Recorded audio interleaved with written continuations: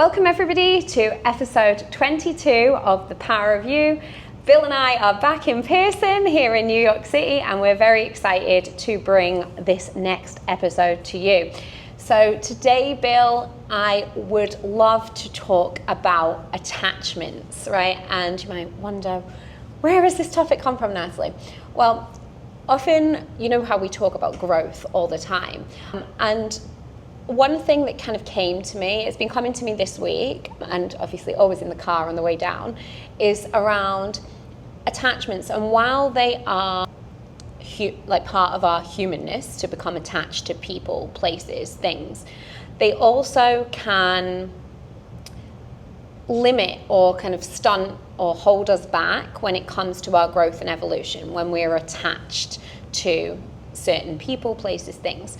So I wanted to open the conversation today by talking a little bit more about attachments, what they are, the purpose that they serve, and why we maybe struggle to let things go as we move on to future chapters.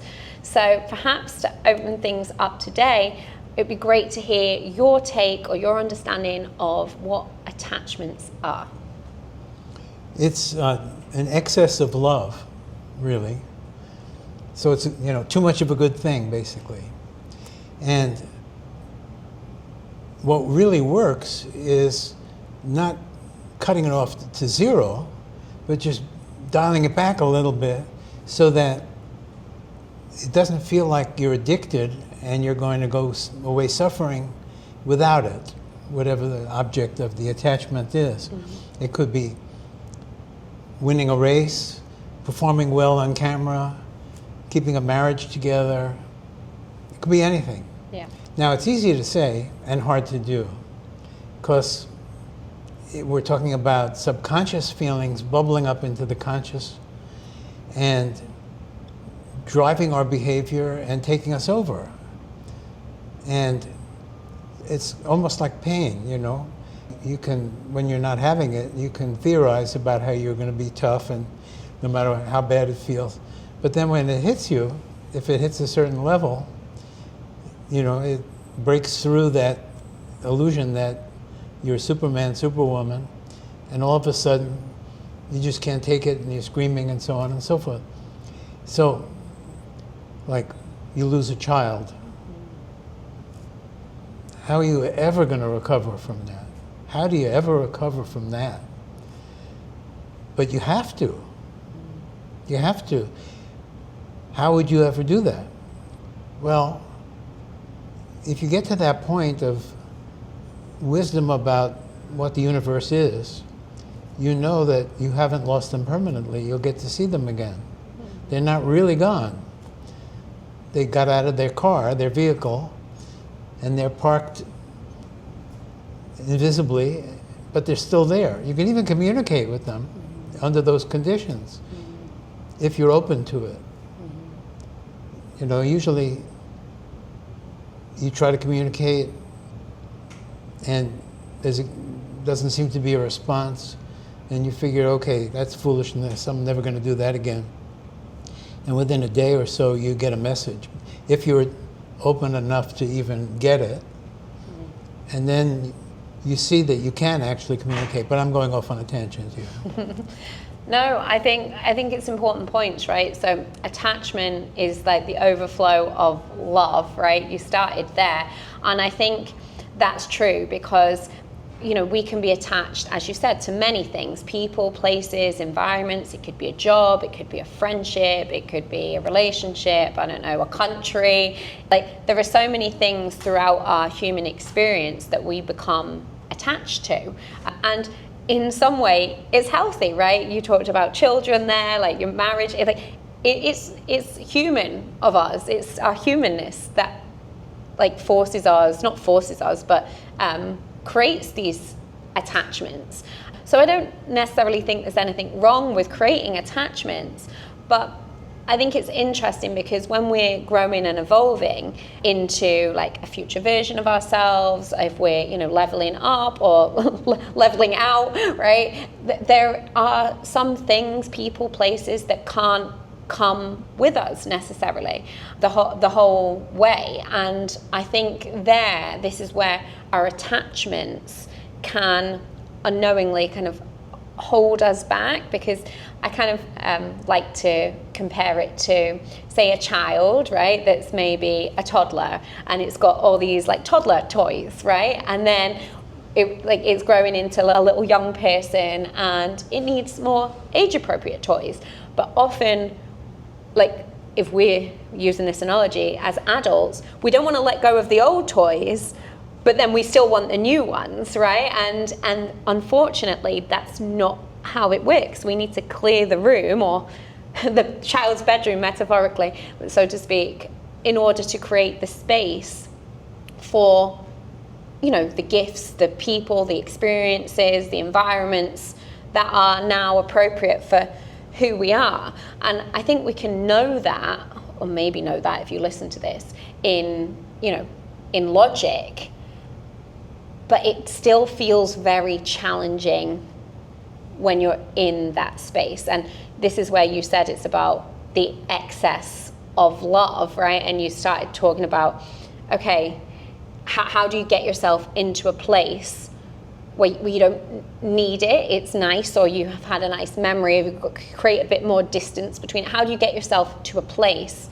that you can look back and remember fondly, feel warmly about it, but not let that limit you moving forward? I've always practiced this internal mental, emotional process when something was seriously bothering me, of concentrating on the feeling of that need, that neediness, that longing, and being able to neutralize it. And it's very hard to explain to anybody else how to do it, but it starts with being alone and concentrating internally on what's bothering you, and envisioning being without that thing, giving it up, and then seeing what your own internal reaction to that is, which is, of course, going to be no, can't do that. But then staying with it and kind of dialoguing with yourself doesn't mean you need to use words, but mentally debating with yourself whether you could really deal with not having that thing. And it may be in the real world, it isn't even a matter of totally giving it up. It's a matter of reducing it, and even that's horrible, not acceptable. But in this mental practice that I do, I go all the way to, okay, what if I give it up entirely, and then whatever of it I get is going to be a bonus. And at some point, you feel that internal switch clicks over. And not only is it hard to explain, but I didn't know what the mechanism was, what was actually being done while I do that. And I just read an academic paper, neuroscience discovery, that what's involved are the Raphe cells in the brain, RAPHE, where you see mental activity in the Raphe cells right before this release from the bondage. And so so now it's a known scientific fact that you can overcome attachment by concentration, and what's happening involves the Raphe cells, which happen to be the cells that are involved in dreaming.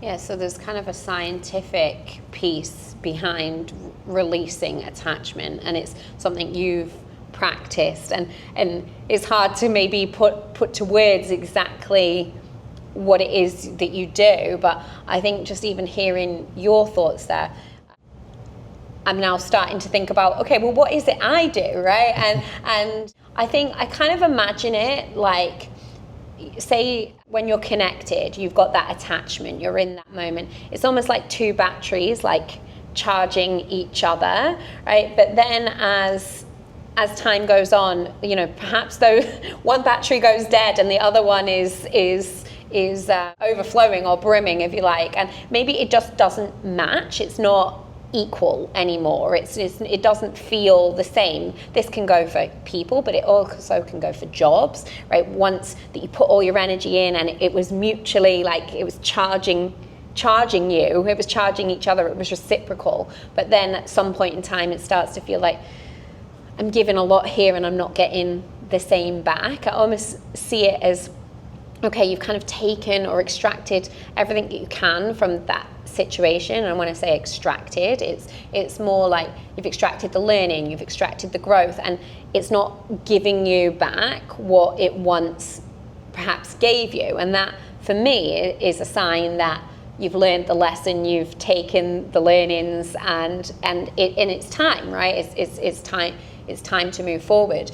But when I think about like an analogy, and I talk of us as batteries quite a lot, but it's almost like, no, like that attachment is like, rather than put my energy out into all these different things, I imagine almost taking it back into me. And like, that's not to say that you didn't love like the place, the person, the environment, you didn't value and cherish that attachment, but actually at some point you almost need to take that energy back into yourself so that you can then align with future opportunities, future, environments, people, in order to continue growing and evolving. And I think if we changed our relationship with endings, rather than it feeling like it's a failure, I think we've got this whole thing, it's like, oh, it's failure, you must have done something wrong.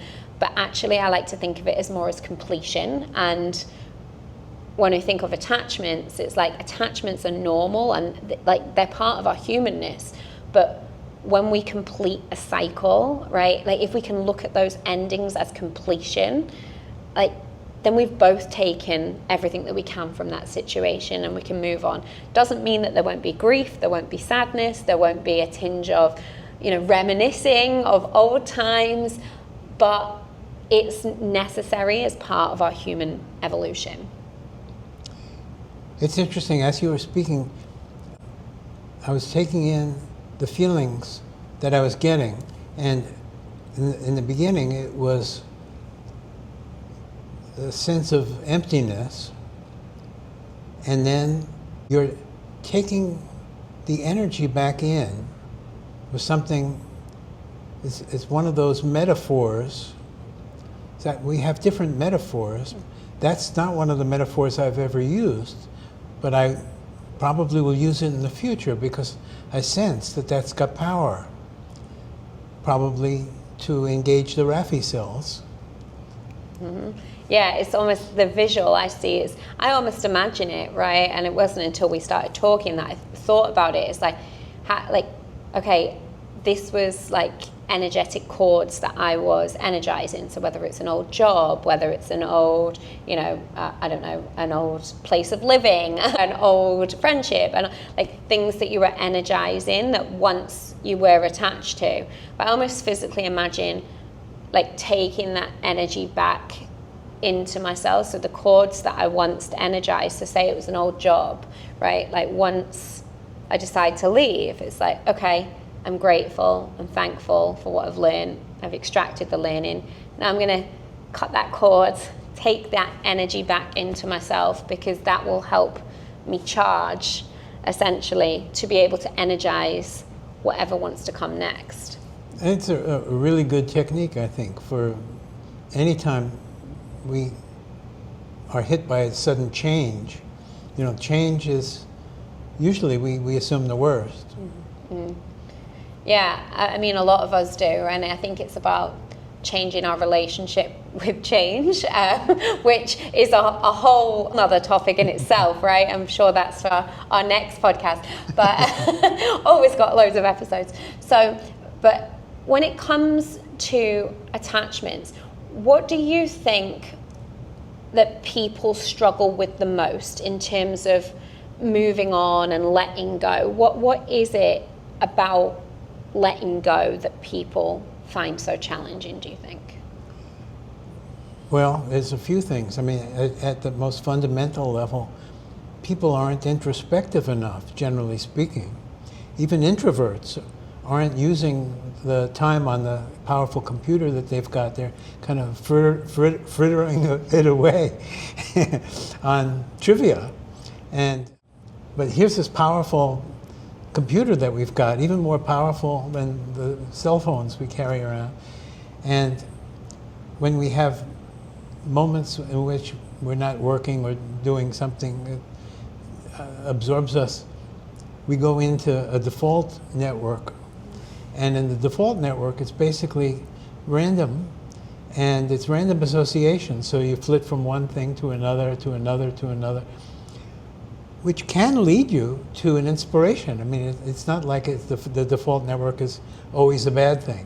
Yeah. But lots of the time, it's wasted time.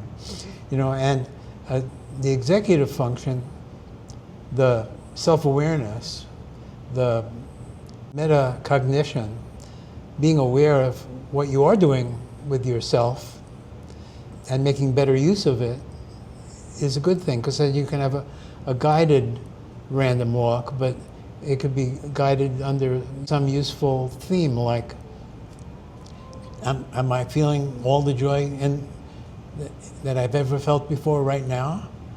And if not, why not? And you know, what can I do about it? I mean, that's a better way to use time than just sitting there and letting it do whatever it wants. And when you find yourself daydreaming, then again, when I find myself daydreaming, I say, well, okay, if I'm going to daydream, why don't I envision some almost impossible outcome for the rest of the day, and possibly good outcome. You know, if I have to daydream, why not daydream about something that might prepare me for, or get the universe to say, oh, he's not quite praying, but he's focusing on it, so maybe he wants it, maybe let's give it to him.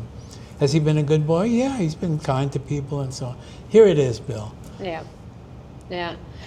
So it's almost the power of allowing yourself to dream, to think, to I guess imagine alternate like possibilities. But then you also said that we struggle with the attachments or letting go of attachments because of this fear of introspection, right? And it's interesting that we continue to circle back around to this, because it's true, right? Like when you don't have that job anymore, maybe you've got like that friendship is no longer in your life, maybe it's a certain family member, or it's I don't know, your kids have grown up, or like you're still connected, of course, right? You've always been connected through, you know, your past and through sharing different chapters of your life together, but it causes a space, right? And I think this circles back to me saying about age-appropriate toys. The letting go creates space, but that space is needed for the new toys to come to us, the new gifts, the new experiences. But our fear of introspection happens in the gap. It happens in the space. So we're actually scared of letting go. We hold on to things that we don't want to, because instead of fearing what's coming next, we fear the introspection. We fear the space. We fear what we might figure out about ourselves or what we might learn. And that really, yes, at the beginning, it's tough, right? And it's tough to continue to face yourself again and again and again in uncomfortable kind of depth, right? It's not always a comfortable process. I know for me, it's like, oh God, like a dagger to the heart, right? It's like having to continue to look at yourself in that depth and that color, if you like. But the more you do that, it's just like any skill, right? It's like maybe the first time we sat and filmed something in front of a camera. Okay, oh God, there's a camera there, right? But the more you do it, the easier it becomes. And I think that's the same with attachments and letting go, because the more you do that, the more you have that introspective time, the more you learn, oh, do you know what? I'm going to find something out about myself. So I can frame that as a good thing or a bad thing, right? It's not always easy, but if you frame it as a positive, I'm going to find something new out about myself. I'm going to learn, I'm going to evolve. And then also, we know that in that space, yes, we need to clear it. We're going to learn about ourselves. We're going to become somebody new. And then we also know that the new toys are coming. that follows afterwards. So the more we're able to recognize these cycles, the easier it becomes. But I think we fear taking that first loss, that first attachment, saying goodbye. It's like, but they say, like, you know, your first childhood like romance is the hardest one to let go of, right? Because it's the first time that you're going through that experience, or an experience of loss, right? And loss can look like anything. It doesn't need to just be that somebody has sadly passed. It can be loss of a job, loss of a friend. It can be so many things, right? But I find that that's interesting, that it's the fear that underpins it all is our fear of introspection. It's true. In terms of loss, I was just getting the thought that it also includes loss of face, you know, humiliation. And that's attachment to other people's esteem, other people thinking well of us, you know, and therefore we present an image of who we want people to think we are, and so on. So all of that stuff is actually holding us back, and the skill sets that we're trying to share here that we've learned by being introspective, or at least open to self-awareness. Yep. I remember when we first met, you talked about getting messages from the body and paying attention to the body, not just the mind, that it's all one thing. And the fear of taking advantage of those skill sets, which are what's meant by resilience, you know, the ability to stand up to any possible event, no matter what it is, to be resilient. People are throwing away those skills and that resilience by the avoidance of self-awareness. I think that's tied to the acculturation of pessimism, essentially, and cynicism that people growing up get almost everywhere in the world today, maybe not out in the bush.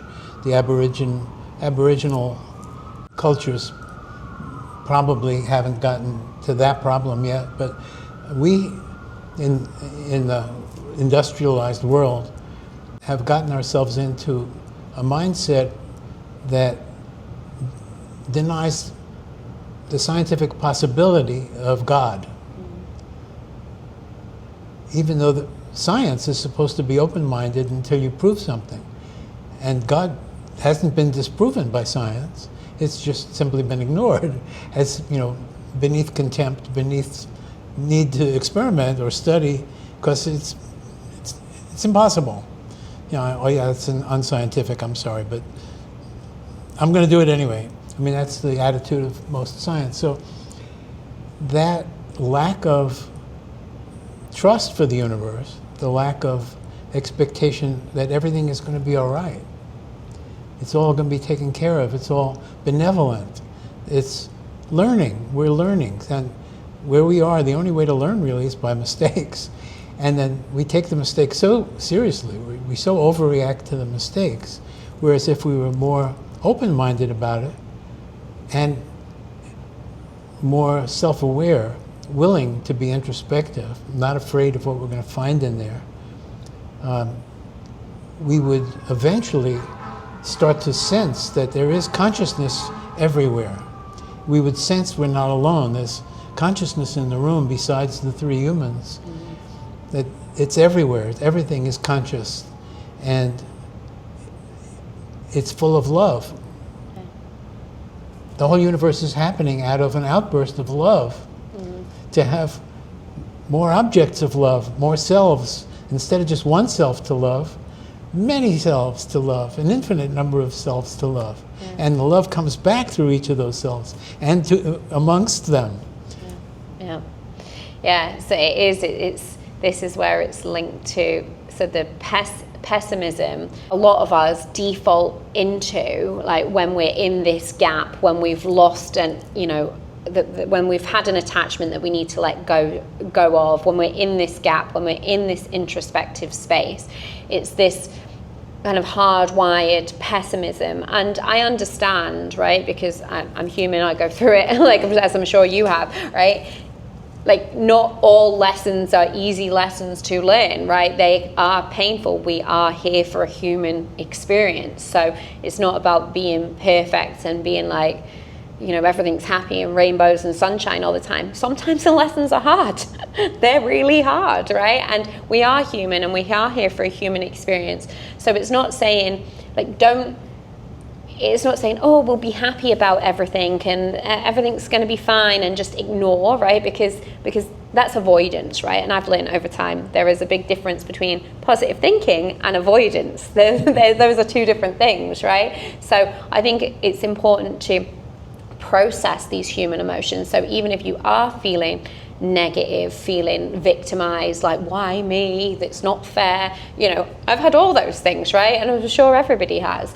It's rather than accepting that as your final state of being and making that the lens in which you view the world through, it's about processing those emotions. So, okay, like, you had a really rough year, rough summer, rough, like, you know, rough few years, right? What is that emotion trying to teach you, right? I feel like life's not fair. Okay, well, what is it about you that makes you feel that? Oh, well, I didn't get the start that other people got. Okay, right, let's go into that further. And it is about the process, and we've talked about this before, the process of not avoiding these negative emotions, but processing them, understanding what's at the root of them, and then transmuting them. Because when we do that, yes, we're in a space of pessimism, right, when something bad or hard happens, but we then are able to extract the learning even from that negative and pessimistic emotion, so that overall our outlook is actually, we've transmuted this negativity into something positive, because that was a bad experience, that was a hard thing. What can I extract from this that will make it a positive experience? And that's the difference between just pretending it doesn't exist and everything's fine and putting a smile on, versus actually doing that deep work. And that's not easy, right? To ask yourself on so many different levels, like, well, what is it about me? Why did I react like that? What made me think that? But that process is what allows us to continue to have a positive outlook, even in a world that, you know, sends us trials and tribulations constantly. And I think this is where, now linking back round to faith, right, which is what you've talked about.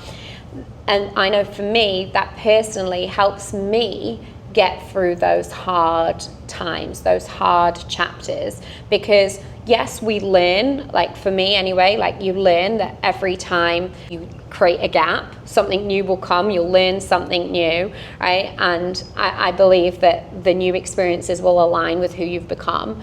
But also it is that faith that continues to keep me going when things are hard and difficult. And I think if more people were open to the idea, like, of whatever you want to call this human experience, if you were more open to the idea that things were unfolding for you, it was for your ultimate highest and best, if you had that kind of faith kind of like running through you almost, it makes the hard chapters and the letting go of attachments much easier.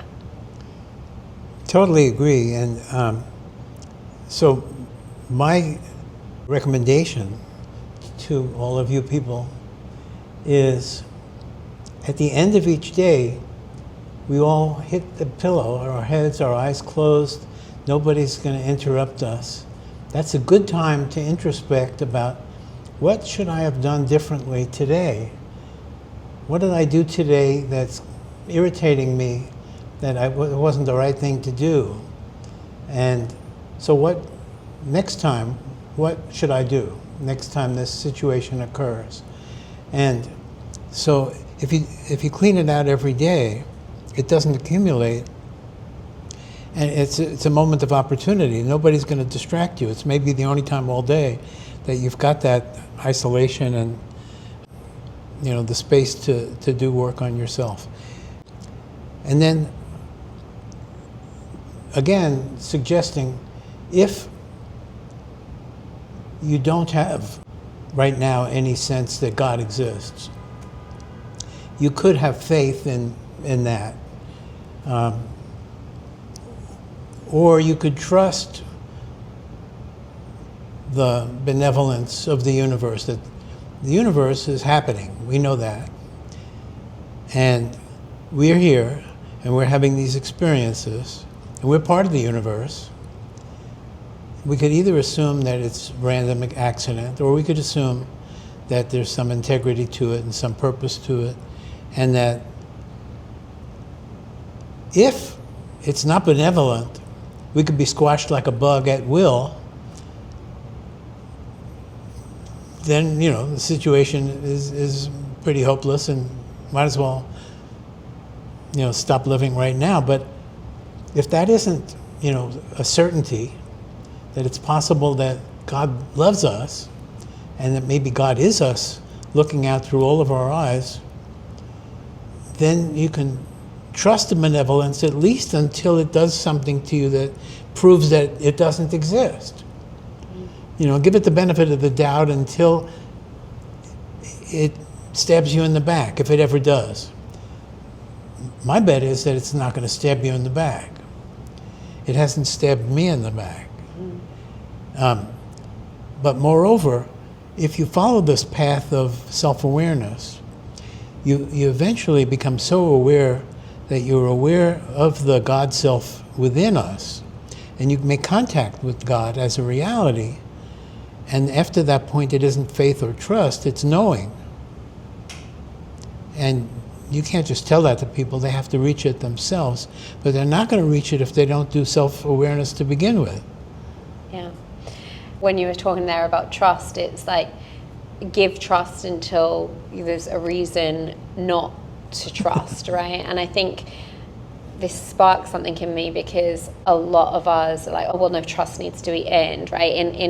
In all respects, and I kind of get both like sides to that argument, because I've given trust freely before and then got burned, right? And then you're like, okay, maybe I need to be a little bit more careful, right? But I think this comes down to like extracting the lessons, and like don't build a wall so high that you can't feel anything, right? Like sometimes we built walls for our protection, but those walls also stop us feeling the positive emotions. So it's like, yeah, if you got burnt, you build a wall, right? That's automatic, because you're like, okay, well, I don't want to make that same mistake again, right? But actually, in time, if you're able to extract the learning and understand, okay, well, what do I need to do next time to ensure that I do not get burnt or don't feel those same emotions.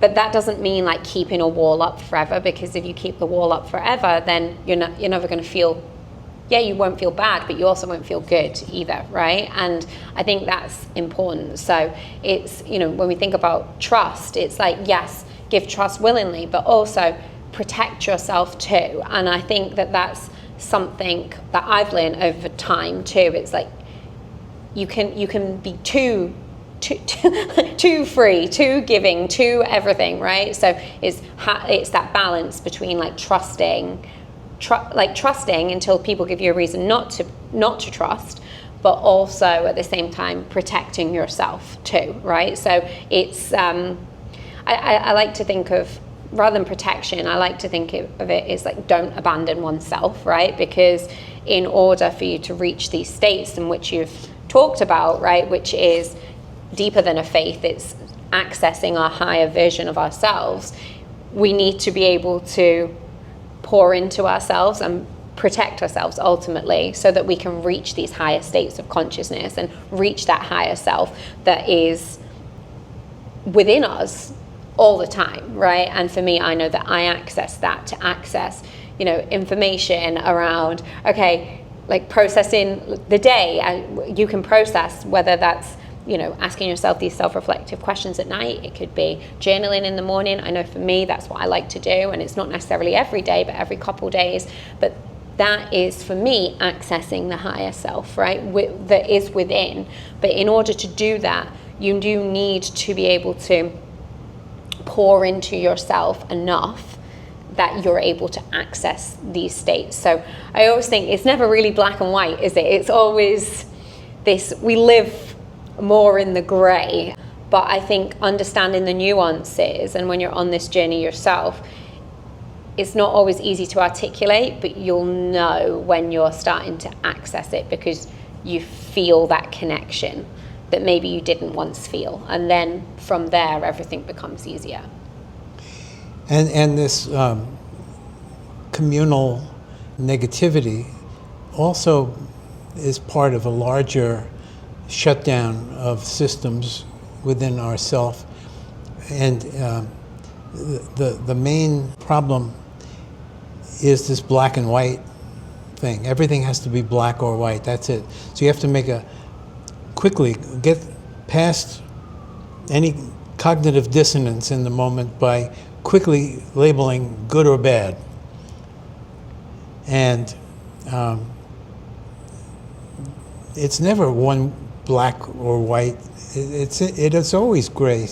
And we have to adapt second by second and make adjustments. You can't just lay down a firm principle that this is the way it always works. No, you have this balance between excessive severity and excessive mercy. Not trusting anybody, trusting everybody. Obviously, if you trust everybody, you're going to trust people who are out to gyp you, and not everybody is in a higher state of consciousness. In fact, most of us are in the lowest possible state of consciousness, and that's what we're talking about, is how to get out of that. So you can't trust people who are in a low state of consciousness, so that means you can't trust the average person that you're dealing with. But that doesn't mean you have to distrust every single thing that they do. You can start by knowing that you can't go all the way in trusting them continuously in everything. Trust them as much as possible under the circumstances. Yeah. And then if you sense that they're trying to pick your pocket, okay, there's a piece of evidence there. We have to change the way I'm behaving now. Yeah. Extracting the learning, and this is the important part for me. It's like you need to stay aware of actions, right? Because actions speak 1,000 words, right? You need to, you can't believe that everybody views the world as perhaps you do, right? And I think that's important. But to kind of get back to this black or white, either or, right? I think of that a lot, right? And I think of that if we circle back round to attachments, which is where we started, right? It's like, I think we have this either or mindset when it comes to attachments too. It's like, either I can be attached to this person, that we can, maintain our, friendship, relationship, maybe it's job, work, professional, whatever it is, right?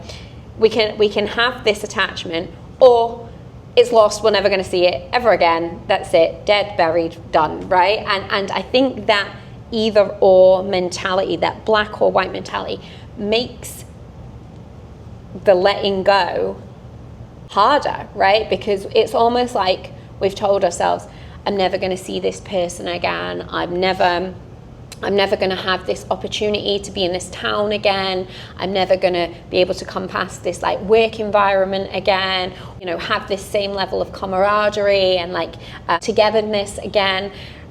When we tell ourselves all those things, that it needs to be one or the other, that makes the letting go even harder. So I think what we're circling back round to magically is what if letting go wasn't an either or?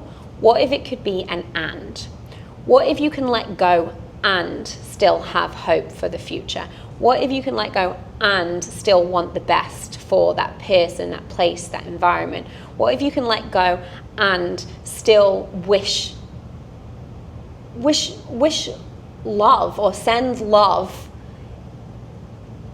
to everything and everyone? Why does it need to be, oh, it's awful, we've fallen out, or it ended? Again, It's completion for now. Doesn't mean that it'll be done forever. Could just be a chapter. And I think that if we were to embrace more of an and mindset rather than either or, that would help with attachments, and that would help us move into higher states of consciousness and continue our growth and evolution as well. Tremendous. Love that. To correct something I said, a moment ago I said everyone is in the lowest possible state of consciousness. That was kind of a joke. The situation is very malleable. As you talk to somebody who might, in the beginning of the conversation, be in a very low state of consciousness, they might come back up quickly to a higher state of consciousness just by the conversation. And all of us have the ability to get into the highest state of consciousness, even if today that seems impossible. All of you people out there suffering from depression, anxiety, something like 30% of the US population has been medically prescribed drugs for those conditions. 30%, 1 out of 3 people, almost. You can't picture yourself rising into a higher state of consciousness, but it's a millimeter away. It's only a millimeter away. You just have to go in and talk to yourself in a brand new way. It doesn't have to use words either. Communicate with yourself in an wholly new way. Be more aware of what is going on inside of you. Listen, look inside of you. It's only a millimeter away and shrinking. It's going away as we speak. I think that's an important place, I think, maybe to wrap up today is you do have the ability inside you to access everything. It all exists right now. And that shift is manageable. It might feel unmanageable right now, right? But we've said this before, but even if you don't believe it's manageable right now, can you remain curious or open to the fact that it could be possible? And I think that's a really important point to remember. Like, it's possible for all of us. Like, even if you're listening to this is a sign that you're already, doing this kind of, if you found this work, then it's a sign that you're on that journey already. And we are all just one decision, one thought, one action away from a completely different life. So, Bill, thank you so much for a wonderful episode today, all about attachments. Any final closing remarks you want to share with our audience before we wrap up? I think those final words that you said, that it's happening already. If they're watching this, they've already been sucked into the vortex. Welcome to our vortex. Welcome to the club. Welcome to the club. Well, thank you so much, dear listeners, for enjoying and spending time with us for another hour this month. We'll be back next month with episode 23. Have a wonderful day. Bye.